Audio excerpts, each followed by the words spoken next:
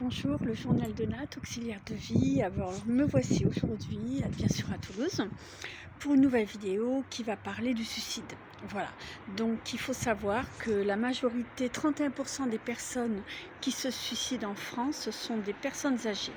Il faut le savoir, et justement notre métier d'auxiliaire de vie, ce n'est pas que faire de la cuisine, d'échanges, des levées, des couchers, de l'entretien du cadre de vie, c'est aussi être énormément à l'écoute et savoir décrypter les messages et la détresse des personnes, savoir écouter les personnes, parce que vous avez peut-être eu dans votre entourage auprès des personnes, certaines personnes quand elles ont perdu leur conjoint ou des problèmes financiers, ou tout simplement parce que la personne ne vient plus, ou la maladie, ou plein d'autres choses. Et en ce moment c'est la pandémie, le fait d'être resté seul pendant pas mal de mois à cause du confinement, moins de passages, beaucoup plus isolés.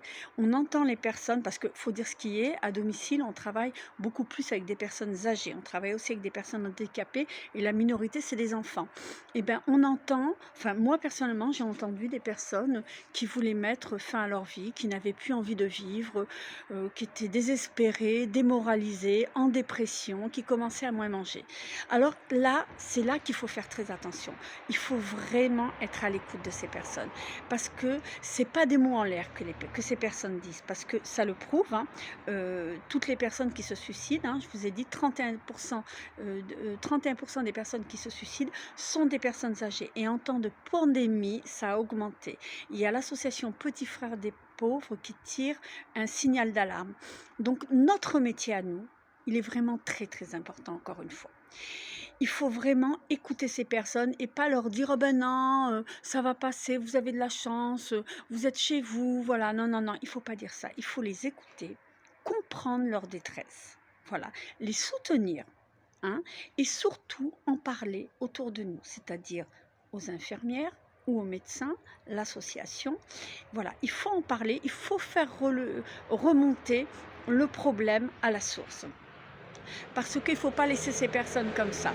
Alors avant, il y avait beaucoup de suicides de personnes âgées, mais je dirais que maintenant, depuis cette pandémie, il y en a encore plus. Alors malheureusement, il n'y a pas que les personnes âgées, hein. Il y a beaucoup de détresse en ce moment, beaucoup de dépression chez les jeunes, hein, à cause des cours à distance, à cause de beaucoup de choses, de se retrouver enfermé à la maison, les problèmes qu'il peut y avoir avec les parents, les problèmes financiers qu'il peut y avoir. Donc il y a beaucoup de personnes qui pensent au suicide et qui passent à l'acte. Alors j'ai noté, j'espère que mes chiffres ne sont pas trop mauvais, sur 100 000 hospitalisations par rapport au suicide, hein. 100 000 hospitalisations, 200 000 passages aux urgences, 20 tentatives de suicide pour un décès. 20 tentatives de suicide pour un décès, c'est énorme, c'est énorme. Et alors maintenant, je vous dis, c'est pas que les personnes âgées. Malgré que les personnes âgées, souvent les gens, en fait, ils ne le savent même pas. Ils ne savent même pas qu'une personne âgée, elle est à la retraite, elle est chez elle, voilà, pourquoi elle voudrait se suicider? Eh bien si, elle veut se suicider pour toutes les raisons que je vous ai dit. Donc notre métier fait que on doit vraiment être à l'écoute, hein. Passer moins de temps peut-être dans certaines tâches, hein, quand on voit que la personne est en train de se plaindre, en train de pleurer, un appel au secours en fait, hein. Il faut s'asseoir, discuter avec, la soutenir, beaucoup l'écouter, ne pas la juger, hein, ne pas la juger, c'est très très important. Ça fait partie de notre métier d'auxiliaire de vie, ça fait partie. Donc une explosion donc, de suicide comme de violence, hein, on le sait très bien, on l'entend tous les jours, encore hier, de jeunes filles qui se sont fait tuer dans un petit village par voilà, un jeune aussi, hein. Peut-être que lui aussi était en détresse, hein. On n'exclut rien en fait, hein, parce qu'on est dans un monde en ce moment, avec cette pandémie, où il y a plus d'isolement, donc moins de communication, de la communication sur les réseaux, mais ça c'est du virtuel. Ça, c'est du virtuel. Donc, la meilleure façon, c'est maintenant qu'il n'y a plus de confinement, c'est vraiment de prendre du temps avec notre famille, parce que ça peut nous arriver dans notre famille aussi.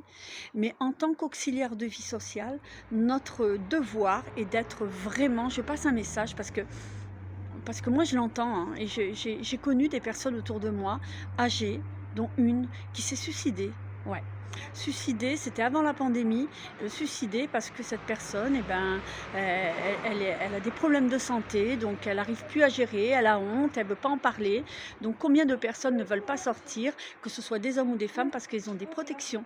Donc ils ne veulent pas partir des séjours de vacances avec d'autres personnes ou une journée aller faire un Scrabble, ou voilà, parce qu'elles ont des protections. Donc il faut vraiment parler, être à l'écoute, remonter à la source ces problèmes qui en ce moment, c'est très très important. Et bien sûr, sans compter la violence faite aux femmes.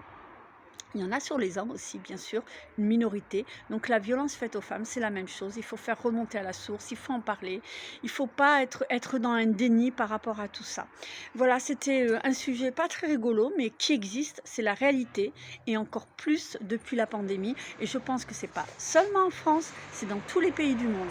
Donc s'entraider les uns des autres et être à l'écoute. Sur ce, je vous remercie de me suivre, merci de partager.